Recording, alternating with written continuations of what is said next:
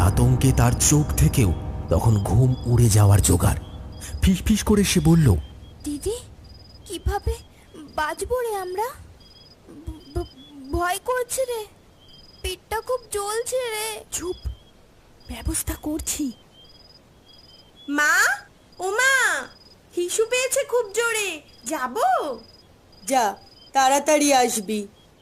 কিন্তু মা, ভয় করছে যে, বোনকে নিয়ে যাই। বেশ, যা।